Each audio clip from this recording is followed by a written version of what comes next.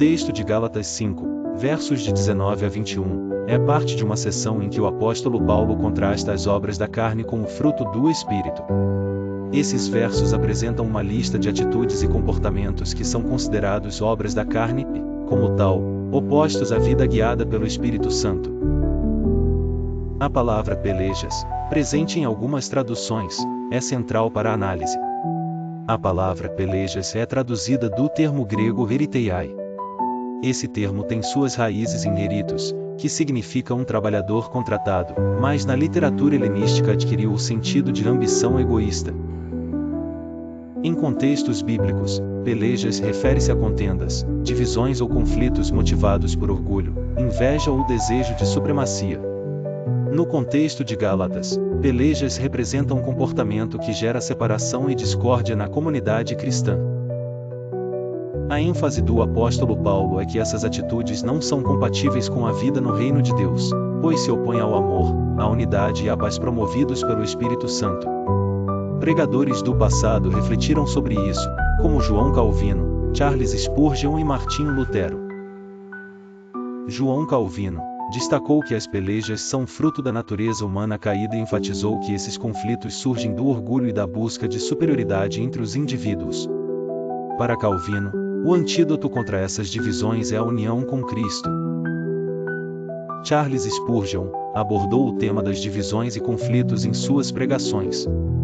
Ele conectava pelejas ao pecado do orgulho e ao esquecimento do sacrifício de Cristo. Spurgeon dizia que a cruz de Cristo deve ser o ponto central para resolver disputas.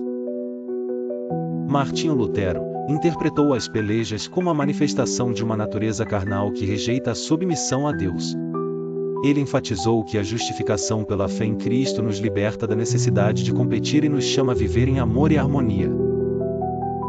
O apóstolo Paulo encerra a lista das obras da carne com uma advertência em Gálatas 5, 21. Dizendo que aqueles que vivem segundo esses padrões não herdarão o reino de Deus.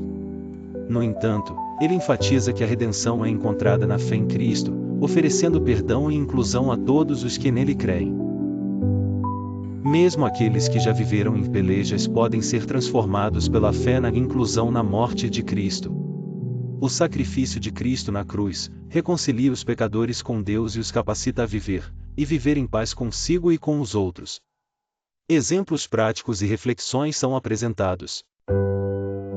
Na igreja de Corinto, o apóstolo Paulo enfrenta problemas semelhantes aos de Gálatas.